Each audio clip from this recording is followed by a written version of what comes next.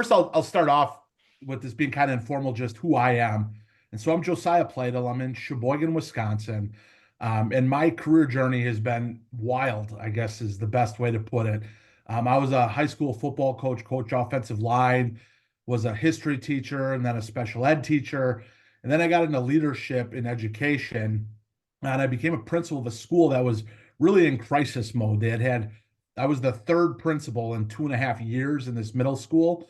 They had like a 20% turnover rate of their staff the year that I took over. And I was in the middle of COVID. So this is September of 2020. So we started off remote, and then we went hybrid, and then we went in person. And it was just like the perfect storm of insanity that we've all kind of been through since that day in 2020. And in my 2 years there, I was able to increase staff engagement and parent engagement at the top of a district with 18 different sites. And so I got kind of burnt out on education because no matter what you did, half the people were really, really mad at you. And that could be as controversial as masks or as everyday as homework, right? It was yes to mask, no to mask, or not enough homework, too much homework. And everything you did, half the people were just irate with you. And that's really kind of a microcosm of where we're at as a society and a country, I would say. And so I left education. I went to a company of 700 employees across 41 states. The majority of them were remote. And I launched their first ever leadership development training program in that organization. And while there, the company won the Newsweek Most Loved Workplaces Award. They had a 90% favorable manager effectiveness score, an 89% favorable employee engagement score across the entire organization. And they crushed the 20-year quarterly revenue record in the time that I was there. And so spent a little bit over a year there building out a team, creating a curriculum, a program to train the people leaders. And that company invested in me so much with some of the top leadership development training in the world, which led me to create my own company and my own frameworks as far as a leadership model and a communication model that are really built around this idea of executing emotional intelligence rather than just talking about emotional intelligence and EQ. And so I started 45 Degrees Leadership Development Consulting, which is my company. And the reason for the name is like I touched on before, I'm in southeastern Wisconsin. Lake Michigan has always been a major part of my life. I used to race competitively on sailboats all over Lake Michigan. And when you're sailing, it's been the most powerful and the most powerless I've ever felt at the exact same time because Mother Nature is going to crush you. And all you can do is respond and react and control your response, which determines if you're powerful or powerless. And so the most important piece of sailing is your heading, which is the direction on the compass that you're going. And every direction on a compass has a number. And so 45 degrees is northeast. And so when you look at growth on a graph, it goes up and to the right, right, which is northeast. And so the whole premise of my leadership development is connect the head to the heart, execute emotional intelligence, grow your people, and your people will grow your business. And so we amplify growth by getting everybody moving towards that 45-degree heading, and just keep learning and growing and moving forward, knowing that progress is the goal rather than perfection. And so that's my background from a business setting. The most important title I've ever had as a dad. And I've got a 6-year-old son, Caleb, and a 4-year-old daughter named Kendall, who we call Kenny. And they show up in my content on LinkedIn here and there, and have a blast with the business and with everything. And my wife is an executive at Johnsonville. So if you guys enjoy brats and breakfast sausage and all those things, my wife has a hand in making that. And please buy all you can because you help pay my mortgage and my kids' school tuition. So that's a little bit about me, and I just want to get into kind of my leadership model and then the communication model. But here I want to first open it up, just if there's any questions or things as far as my background or who I am and kind of what we're going to go over today.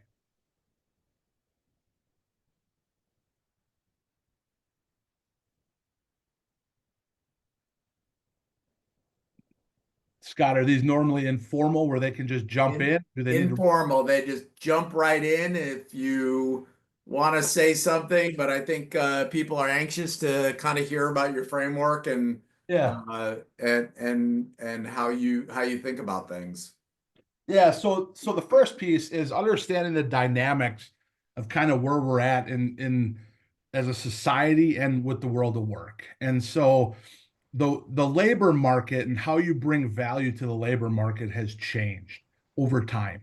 And so if you go back, way back, your physical body, like the body was the way that you brought value with physical labor. We were an agrarian or farming society, and that was the way things were. And it started to shift around 1900s with automation and assembly line and all those pieces, and moving a little bit from the body to the mind or to the head. And then in the late 1900s into the 90s, you kind of start to get to where we're at now, where it shifts from the body to the mind or to the head, and human intelligence, the internet, everything starts to take off. And it's no longer just your physical ability that's bringing value to the labor market, it's really your head. And we're seeing that turbocharged now with the combination of artificial intelligence and human intelligence. And then you add into that people are just different. Since that day in March of 2020, I was a dean of students and I was told at a high school, grab all your stuff, go home, and we don't know when we're coming back. And so that impact of the last 4 years is different for how people are showing up today because we've been through a lot. And you see that the way people talk to law enforcement, you see that with the way they talk to the barista at Starbucks, the waiter at restaurants, and positional power doesn't land the way that it used to. And so, with people being different, leadership needs to be different. And the new need is going from the body to the head to the heart. And that is what I talk about is the ability to execute emotional intelligence to drive results and protect the dignity of everybody involved while you're doing it. And so the leadership model at the base of it is connection. And that is an awareness of myself, which then allows me to build an awareness of you. And when I understand myself and I understand you, we start to create this connection that's bigger than a position on an org chart or a title or whatever it may be that's traditionally controlled kind of the power dynamics in the world of work. And as you start to build that awareness, you need time and accessibility and visibility of working together on different tasks, projects, challenges, where that connection then shifts to chemistry. And you start to get to the point where I know what you're going to say before you say it. I know what you're going to do before I do it. Um, and that's when connection moves to chemistry. And then people are in a position to hear your competence. And so competence is traditionally what's led people to the positions of leadership. But with positional power not landing the way that it does, people aren't going to listen, hear, or necessarily care about your competence until you have that connection and chemistry. And this is rooted in the age-old saying of people don't care how much you know until they know how much you care. And so that's the leadership model, connection, chemistry, and competence. And we know from all of the research that the number one factor of high performing teams is trust. And so I've created an equation on how you build trust, and that is connection plus chemistry plus competence equals trust. And so that leadership model is designed to execute in behavior the behaviors that are going to start to form trust, which is the foundation of any high performing team. And the way you do that is through communication and interaction. And that's which led me to create the clear communication model, which is it's 5 steps, but it's not like time consuming steps. So the first piece, the C, is conscious. And that's conscious of your mindset. And can you be physically, mentally, and emotionally present? And if you can't, don't engage with somebody because it's not going to go well. That's just guaranteed. And so as a leader, you see somebody come into the hallway or you see, the ping on your Slack message, and you start to generate these ideas like, oh, here comes Scott. I bet I know what he wants to talk about, right? Like, and you start to formulate these things in your mind as far as what's going on. But rather than doing that, just quickly in a matter of seconds, ask yourself, can I be mentally, physically, and socially present in this interaction? And if the answer is yes, you move forward. If it's not, you say, hey, I'd really, really love to be, fully present for you. There's a lot of things going on in my world right now. In order for me to give you the full attention, can we please schedule a time to circle back and address this? And get out of the interaction, because if you engage, it's going to go sideways at some point. And so from there, you get to listen. And in the listen piece, I talk about body language and the importance of body language, and just things like crossing your arms. I naturally sit like this often in meetings. It's comfortable, but that signifies a closed presence to others. They don't feel like you're open to them. And when you speak with your arms closed, people are 42% less likely to remember what you said, just because of the perception that you're not open and putting yourself out there to engage with them. And then the open-ended questions. So the why questions, avoid. And so focus on how and what questions, because that will get you a much, much richer response. If I ask somebody what their goals are for their business and they say, I want to increase revenue from 10% this year. And I say, why? And they say, well, it's because we're a business. That's what businesses do, right? We want to grow. Versus if I say, how do you plan on doing that this year? What are the challenges that you see from reaching that 10% goal? How are you going to execute this? What are the things that you're going to do first to chase this? Where are you going to invest your money?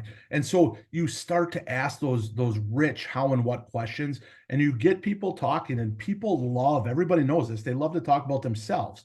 And so we have a natural tendency to think we're going to build connection by sharing our insights and experiences, right?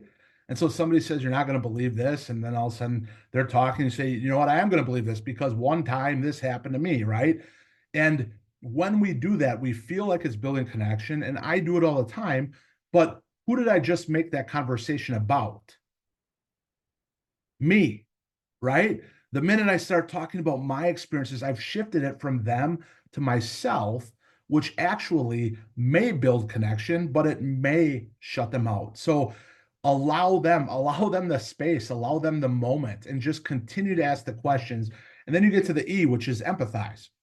And you've heard the age-old quote, listening to respond isn't the move. You want to listen to understand. And I'm telling you that doesn't cut it anymore in today's world. That was great in the 90s.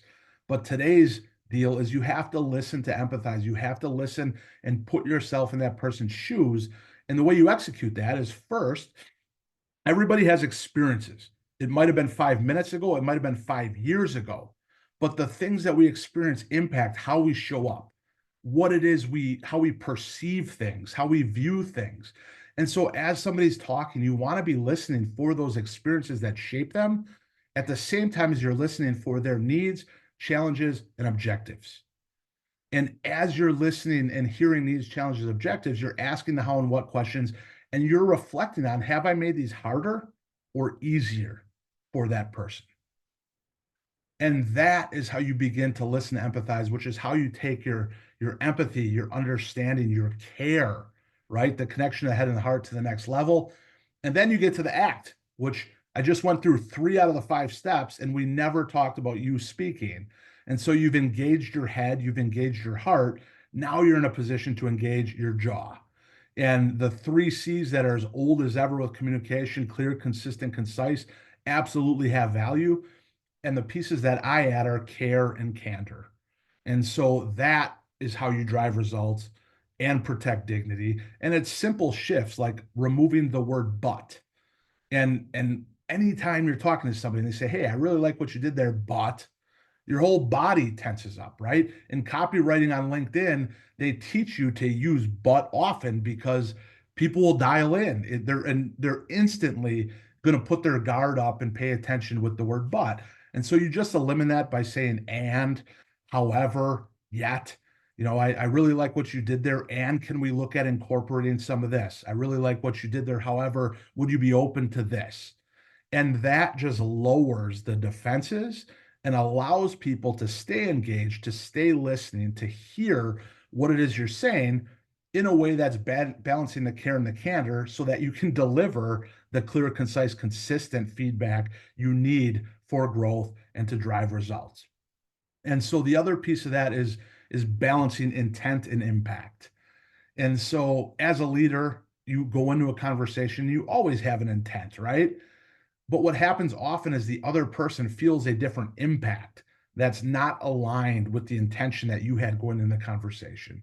And in a simple analogy, I'm crossing the street and I get hit by a bus, right? And I'm laying there hurt.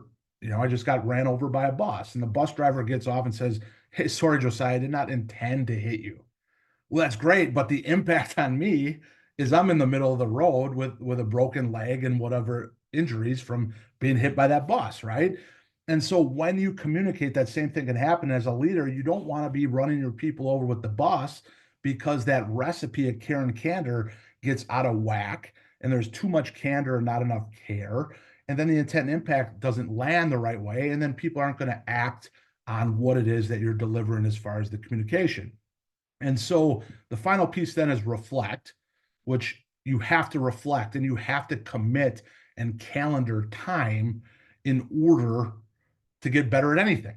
Any athletic team that you watch, they watch film. That is reflection. That is a commitment to time. And when you talk about communication, you always leave a conversation saying, "Why didn't I say that? I wish I would have said this. I could have said this differently." And if you commit to calendaring time to reflect on those questions, you will begin to grow as a communicator. Absolutely. And quickly. But the problem is that we think about it in the moment and then we're on to the next thing. And so for me, it was always my ride home. I would be commuting back and I'd listen to music and I'd reflect on my communication. And that then allows you to kind of grow and improve on the way that you're executing emotional intelligence in your communication. And so I want to share just a little bit of a story with you as far as what that leadership model looks like in person. And so I was running what was called a transition program at a high school where I prepared all the kids in the high school for life after high school. And all these kids were in special education, and all these kids had some type of a disability. And so life after high school could look like 4-year college, 2-year college, military work. It could look like long-term supports and services from a state agency, just to live the day-to-day of life.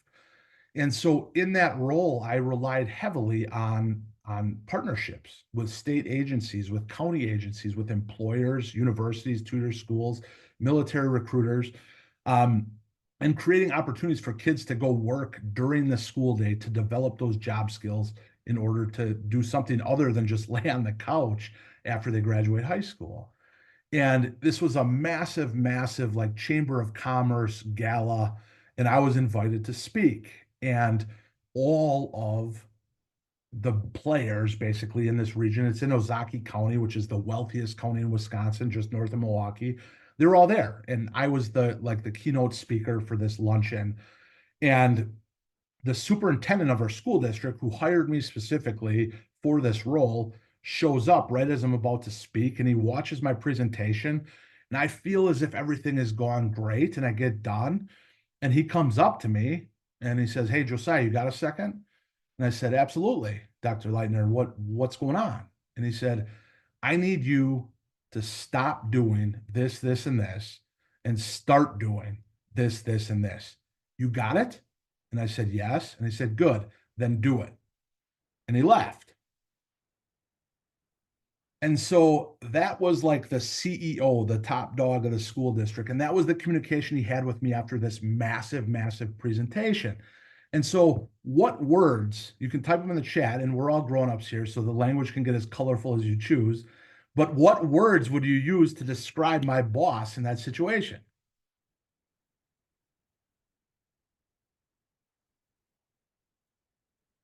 Direct,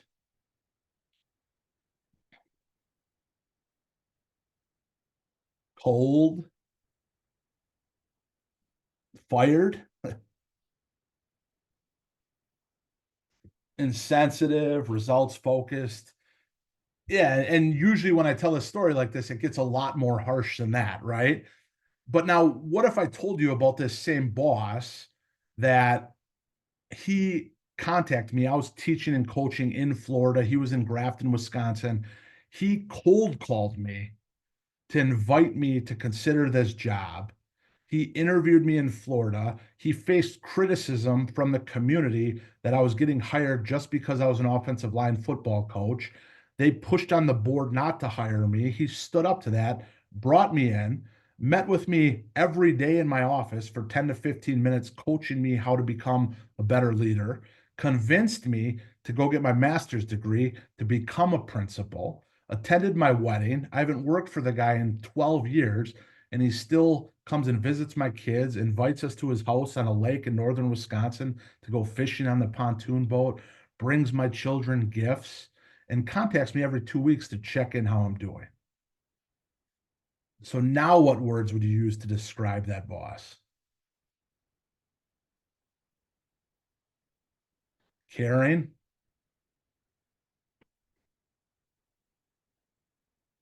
radical candor, yes. Connected, yes. And so, with that story, when you hear just the first part, you hear what it sounds like and feels like in those words of what happens when you lead just with competence. And when you look at the leadership model of connection, chemistry, and then competence, that competence leading doesn't show you how the intent and impact align. It doesn't show you the care that led to the connection, the time that was invested that shifted the connection to chemistry, that then put me in a position to hear that competence, accept it, and then execute on it because I knew that my boss had already done those pieces as far as connection and chemistry. And so when you lead with just competence, the words that were there the first time are what your team is going to describe you as at the dinner table that night. And if you lead with connection and chemistry, the words that are going to describe you at the dinner table are the ones that came in the second time: connected, caring, all those things. And so that story right there illustrates the importance of investing in the connection, in the chemistry before you get to the competence, because relational power is the move today.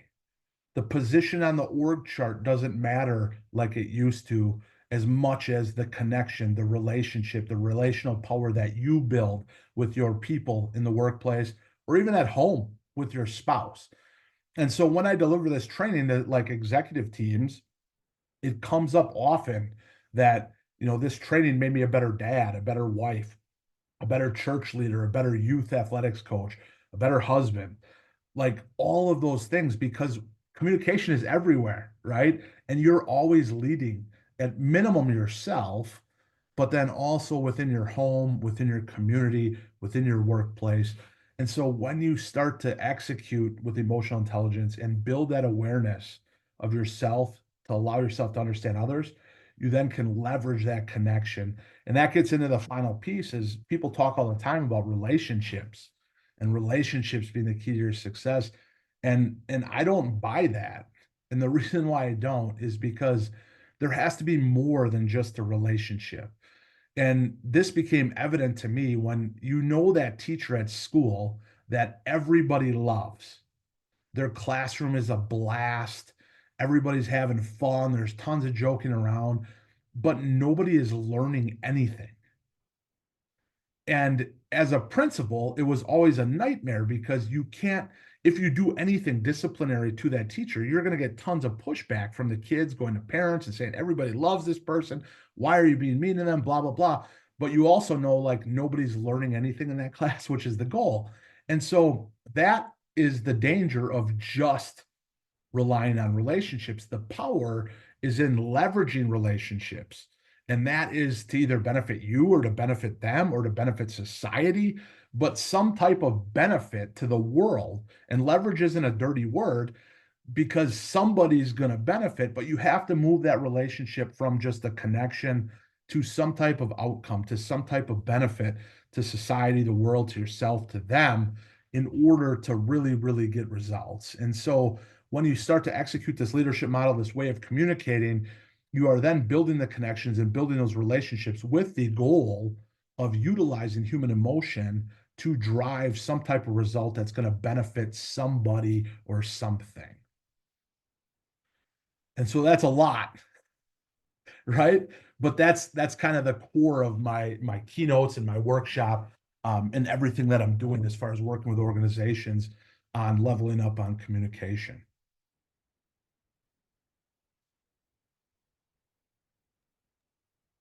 So, question for you. Um, Yeah. so how, I mean, some people I think are better, right, communicators than others, as we know.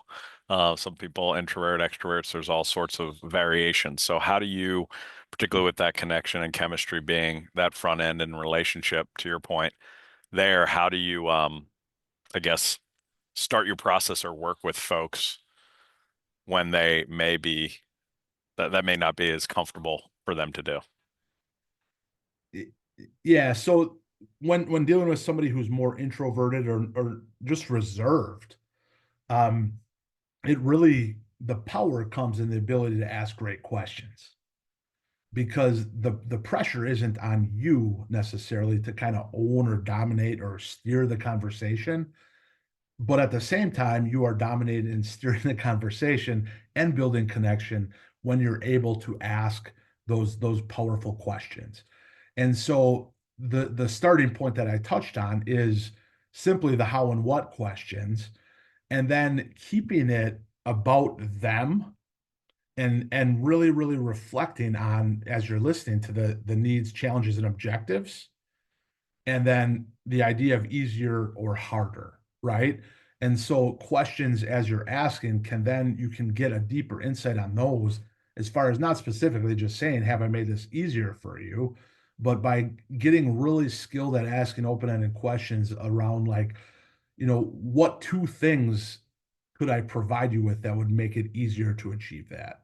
Or how are you feeling about delivering on whatever that outcome is? And so when you start to really rely on the questioning, you can direct and move towards an outcome without being charismatic, dominant, extroverted, like any of those pieces.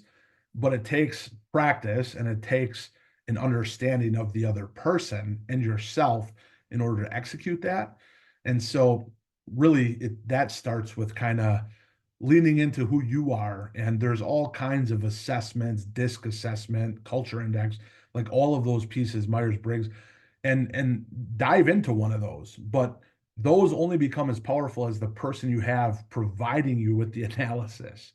And so it absolutely pays to invest in an analyst, like an official, presentation of who you are, because then you start to understand really how you're hardwired, and that's going to open up your triggers and your strengths and growth and all of those pieces. And so once you start to understand yourself, then you can really start to understand others, and then you can start to ask those high level questions that are going to allow you to engage, build connection without having to be this big personality. What are your thoughts on that? No, I appreciate it. I mean, I think that's a great, point going back to the questions, and how you go about it. So, the open-ended, it's funny, I'm in, sales and talk all through about open-ended questions, but it's interesting the way you prefaced it with the not just the why direct question, right? Because then you get that canned answer. You know, there's better ended open questions than are others, right? So I think being able to dive deeper is certainly important. So no, Yeah. I appreciate the insight.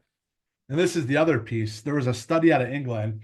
So the average child, ages 3 to 5 years old, how many questions do you think a kid between 3 and 5 asks a day? 87,000. It's right. Just It's kidding. Yeah, 87,000. it's right underneath 400. So I think it's like 387 questions a day. Guess how many questions an adult asks in a day? 20. 14. Yeah, so you're spot on. And so what do you think drives that massive shift as we get older? Think we know more than we do. Lack of curiosity. Yeah, and so that's the key piece to leadership and life is curiosity. And so just embrace and lean in and get really good at being curious, and you can connect with anybody. That leads into my question, just like right on the head, right on the head of the nail there. One of the building block, we do leadership training over here. My wife and I wrote a book about bad bosses ruin lives, and we asked what kind of training do companies do, and they listed, well, we do feedback and we do communication and we, so these are the ones we do an awful lot of, and then it gets down and it gets down, and the last one, the one that almost no companies train on, is vulnerability. And see, this is where my question comes in then. Earlier when you were talking, when you very first started out, you said that progress is more important than perfection. I wrote that down because I thought that was really poignant. That's really important. I love that. So my question is, when you are in a situation, when you are in a little company, and a little company meaning less than 500 people, and the company is fighting for its life, and they're saying, oh, we have to deliver, we cannot make mistakes. How do you influence that culture? How do you come along and say, guys, we can make mistakes, we will survive. We have to be able to be vulnerable. We have to be able to be open. We have to be curious. Now, the reason I'm asking it this way is because I think part of the reason that adults only ask 14 questions is that nobody ever wants to appear like they're not omniscient. They don't want anyone else to know just how little they know. I might be speaking about myself here, but I think that's got a lot to do with it, right? So the question is, when you come into a company and you see that it's a company you cannot make mistakes, how do you influence that and say, guys, this isn't the way to work. We've got to be able to make mistakes. Yeah. So, well, I guess is that culture being driven like by the CEO from the top down? Like, I mean, this comes up often in my trainings. Is Elon Musk, the richest man in the world? He doesn't lead the way you're talking about, right? Like, it is perfection, and it is like there's no room for mistakes, and if there is, you're going to get chastised and maybe terminated, right? And there's books about his leadership, and I'm not here to tell you that I know more about running a business than Elon Musk does, but what I will tell you is that the reality of people that can do what he does is very, very, very small, right? And so I'm gonna bet not on just the power of one and the power of this amazing leader, but I'm gonna bet on the power of us and the collective intellectual horsepower. And so in looking at an organization that is structured that perfection is the only way, I think first off, I don't know that I would be a good fit to work with that organization unless their, senior level leaders are ready to do some really involved like one-on-one coaching and getting to the understanding of why. And I mean, I can in 5 seconds talk to anybody and get them to identify the 5 biggest failures in their life, right? And including the CEO of this company. The guy's failed, right? Like we've all failed at some point in our lives. And so through questioning, through exercises, identifying those failures, but then shifting it from, here's the question: if you learn from failure and you change your future behavior, is it ever possible to fail? I like getting rid of that word fail altogether and just say it's progress. Correct. And so Yeah. if you're going to commit, well, first off, let's be real and let's be honest. Like we're going to make mistakes. Things aren't going to work out perfectly all the time. That's the reality of life. And so if we can agree on that, we can move forward. If we can't, I'm not the person to be working with you. But if we can agree on that, then let's shift this to understand that when we encounter these mistakes or these challenges, what we're really, and I write about this on LinkedIn, is that a challenge is nothing but a really nasty, ugly opportunity with a beautiful personality. And if you spend the time to get to know that three's personality, they start to become a 4 or 5, maybe even a 7 or 8, because there's a lot of layers there, man. And there's a lot to get to know. And so realizing that a challenge becomes an opportunity with the right mindset, and collectively, if we embrace that, we're going to go faster and we're going to go further and we're going to go all of those places together. And so we need to shift kind of how we're looking at failure versus progress, or the pursuit of excellence versus excellence, right? And so let's focus on that pursuit and that journey and together and how we can get there faster. But we need all of us to get there faster. And that would be kind of the starting point of that discussion. What I want to know more about this book, Bad Bosses Ruin Lives. Well, it comes from a lot of experiences that my wife had working for people making mistakes as managers, but then also being managers who make mistakes. I think the only real claim to fame that we have is that we sat back and we went, well, we want to point the fingers at all those other people who did it just like we do it. Oh yeah, we made mistakes too. Once you can get to that point and say, yeah, I screwed up, and this is what I learned from it, and this is where I'm going with it, I think your worldview changes drastically. But thank you. You answered that quite clearly. Thank you very much. Thank you.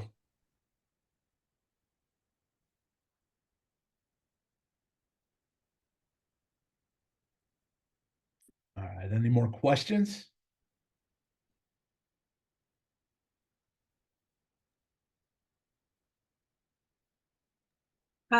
I don't have a question. I just wanted to say that I appreciate this because my work is more personal at an individual level, and I see how this is not just leadership, but this is just about people connecting, learning to appreciate and value people, because the better you're able to communicate with someone and treat them well, the better they'll respond to you, or the more productive they could be at work, and so on. So it's really important to build this emotion. I usually call it emotional awareness, but this emotional intelligence aspect of ourselves.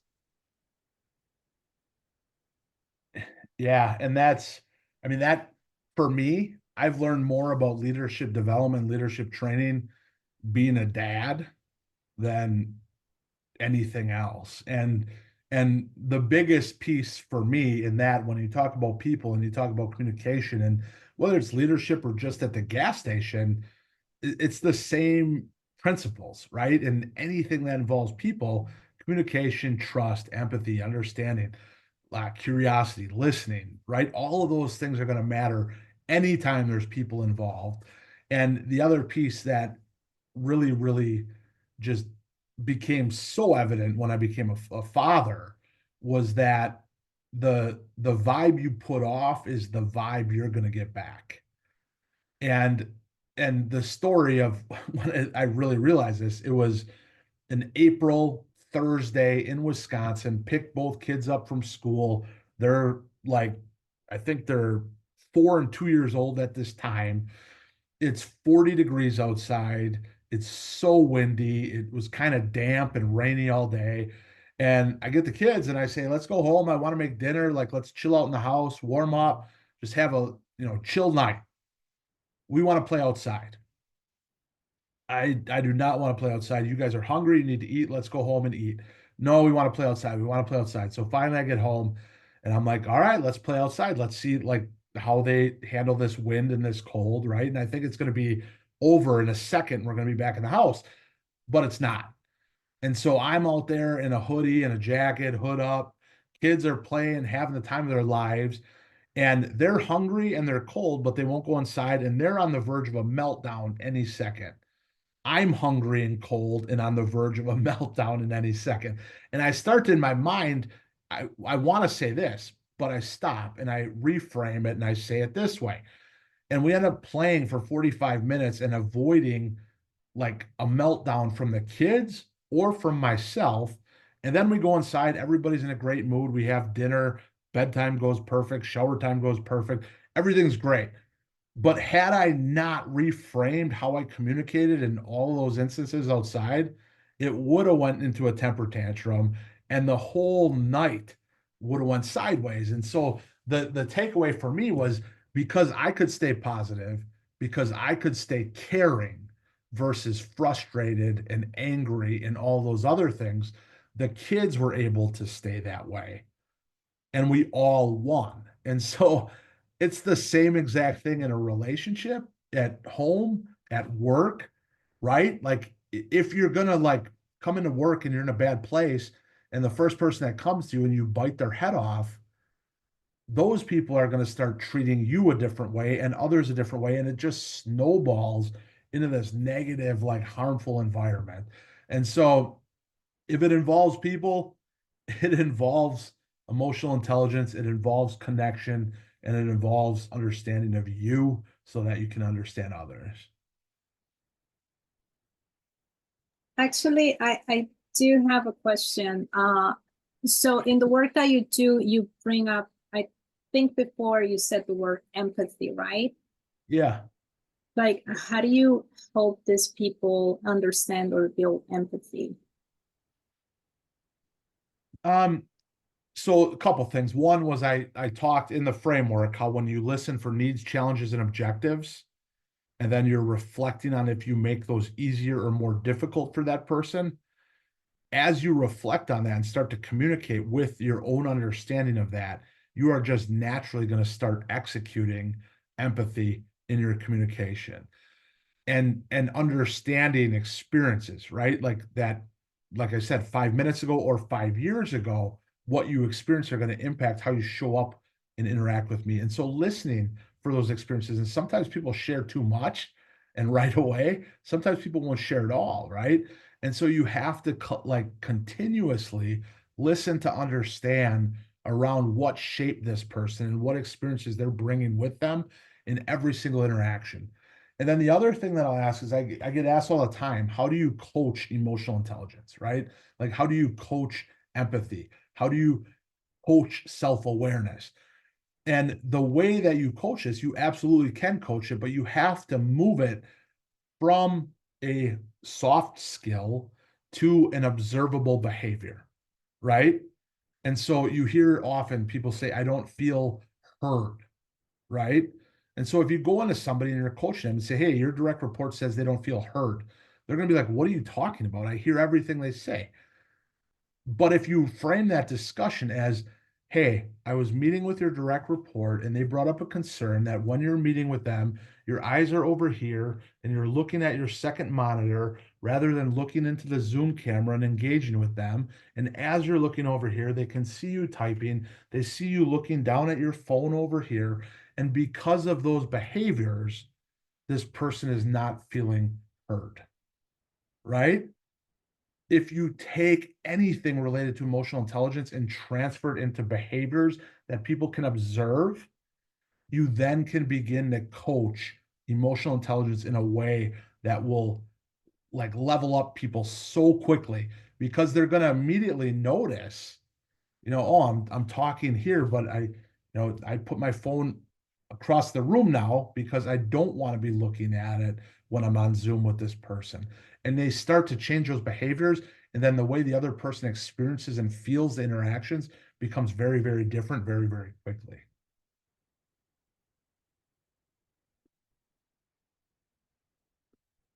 Did that answer your question? Yes, that was great. Yeah. Just pay more attention to the behavior is one of the ways, and just realize that I have it here. Understanding everyone has their own experiences, so their behavior usually relates to that. Absolutely. Thank you.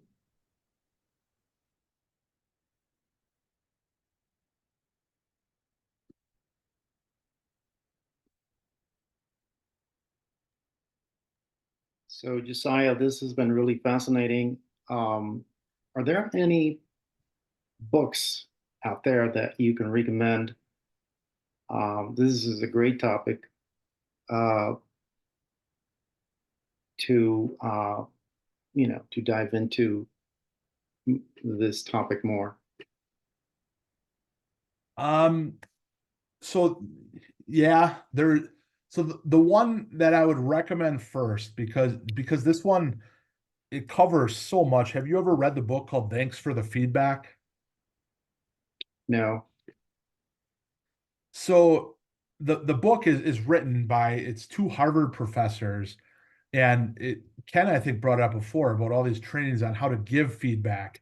And the premise of the book is we spend so much time training people on how to give feedback, but the real return on investment would be training people on how to receive feedback. And in the book, it trains on how to receive feedback, but it touches on all of these different areas of like emotional intelligence, like your ways that you traditionally put up roadblocks when somebody starts offering feedback, right? And so you that book changed me in a way that very few books have changed me. And it's not just around taking feedback, but it's all around communication, and it's all around executing emotional intelligence. Because when you talk emotional intelligence, it starts with self-awareness and then it moves to self-regulation. And so the challenges with feedback when you receive it is there's these triggers that you're going to be dismissive, right? You're going to attack the credibility of the other person. Like, how could they say this to me? They do worse when blah, blah, blah. And so you subconsciously do these things. And so it applies to feedback, but more importantly, it applies to yourself and just how you interact with others. And so I would say start with that book. And it's it's kind of long, but it's kind of an easy read too. But it is so jam-packed with key takeaways that I consistently go back to it, and not just in how to receive feedback, but just in how to be an effective communicator. That's awesome. That's awesome. Feedback is something that I don't ask for enough. I mean, very little, and Yeah. it's so incredibly important. Well, and I did kind of a joke post on LinkedIn a couple weeks ago about how, the saying all feedback's a gift, but it's kind of like the gift you didn't ask for and didn't necessarily even want. And so like when somebody gets a gift they didn't want or ask for, they have kind of this confused or like weird look on their face. And so often that's the same gift that feedback is, where you're just like, what? Like, why are they offering this? And the piece for me is, if you want unsolicited, like nonstop feedback, either become an entrepreneur or become a parent, because you're going to get it from everybody nonstop all the time. And so it it is, though, super super valuable when you shift your mind to like, yeah, there may be value in this, there may not, and I really need to be open and honest with myself to listen, hear it, reflect, and then take from it what I can to make me a better person. Excellent. Thanks, Josiah. Yeah, thank you. If So nobody else is Josiah, going to, as a former football coach and a Packers fan, uh, Vince Lombardi, high EQ, low EQ, good communicator, terrible communicator. What are your thoughts? He absolutely had a high EQ. If you've ever, there's a play. My wife took me to it. It's called Lombardi. Have you ever seen that, Scott? No, but I've read every book imaginable about Lombardi. So the play is actually about his wife and him, and kind of like the home dynamic of also the head football coach dynamic. But the way that those teams played for him and the way that those guys just admired him, even the ones that he, you know, had a tough time with, like Paul Hornung, the golden boy, but he drove Lombardi nuts, right? But like Paul Hornung knew that Lombardi cared for him and cared about him, even through the rough, tough, like vulgar demeanor. And so those days were very, very different. And it was very, very acceptable to have the tough love, right? And so he understood himself, he understood the players and the individuals and the drivers for each individual person on that team, and he leveraged those to get a result, right? And so absolutely high IQ. absolutely an effective communicator, but with the lens of time. I don't know that he could communicate the way that he did now. And maybe he could, because you see, I mean, Bill Belichick doesn't sugarcoat anything, and he was effective. Gino Auriemma, like all these guys that are doing it and are still kind of rough around the edges, but it's rooted in care. And so, absolutely, unbelievable communicator, super high EQ, but also doing it in a different way, in a different time, in a different like societal expectation. Well said. Scott, have you seen the stuff with Danny Hurley recently at UConn? No, I mean, I know what's happened with their first couple games. What's going on with Hurley? I've just seen a couple different like interviews with him. One of them was, when he got hired, he kind of went and was whining to Jim Calhoun about, this university isn't what I expected it to. This person's in my way. They're not giving me this. They're not doing that. And Jim Calhoun was kind of like, I didn't think this was the person we hired. Like if this is who you are, then okay, but I believe you're the type of person that's going to go talk to that person and get that addressed and go advocate for this. And he was like, it completely stopped me in my tracks. And I was like, what am I doing?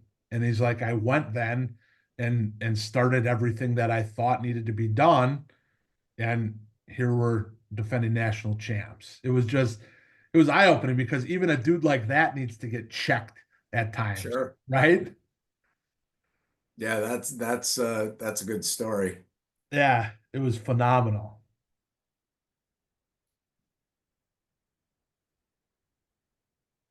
All right, I see people are bouncing. So thank you all for showing up. I appreciate it. Thanks so Thank much you for your for doing time. it. Really appreciate it. Thank you for Josiah, doing thank you, this, buddy. brother. Thank you. Phil, what's going on? Josiah, how you doing, man? This was great. I actually felt like I was listening to the audiobook because I am a member and I'm waiting for more content to come out. Another course, buddy. Yeah. That's awesome. It's Thanks, Phil. guys. All right, Oh. see you guys later. Josiah, appreciate you. All right, thank you. See you guys. Thanks, Josiah. See you, Ken. Bye. Josiah, Yeah.